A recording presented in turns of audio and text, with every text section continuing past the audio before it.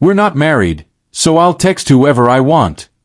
She said it so casually, like it didn't just fracture something real between us, and I just nodded, calm in a way that made her think she'd won, because what she didn't know was that I had already seen everything hours before. Every message, every late-night plan, every line where she laughed about me like I was some background character in her life. And by the time she said those words, I had already made my decision. We'd been together almost 3 years, living like a married couple without the label, sharing rent, groceries, routines, even future plans that felt permanent. And I used to believe her when she said, "We don't need a label to prove anything." But things had changed lately, small at first. Her phone always face down, late-night notifications she wouldn't open in front of me, the way she'd smile at her screen then lock it when I walked in, brushing it off with, "You're being paranoid." Until the night she fell asleep on the couch with her phone unlocked in her hand, and I stood there for a full minute arguing with myself before I picked it up, knowing I couldn't unsee whatever was inside. And I didn't just find one conversation.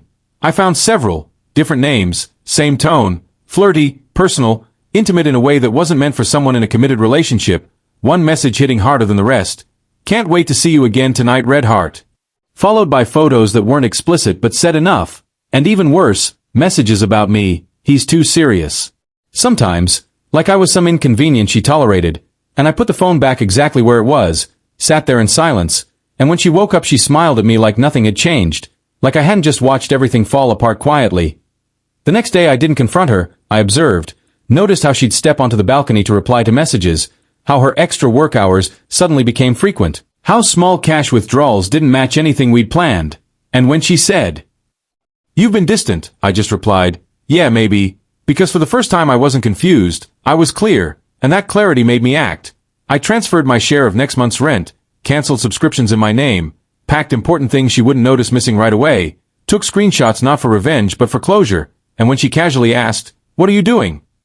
I just said, "Cleaning up," while she went back to texting someone else.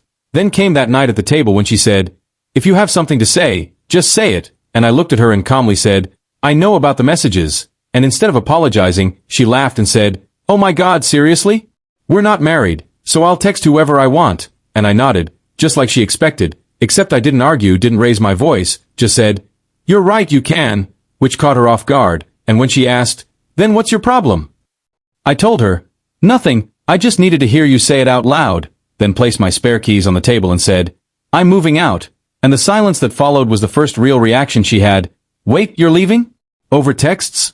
she asked, trying to regain control, and I shook my head, "Not over texts, over what they mean."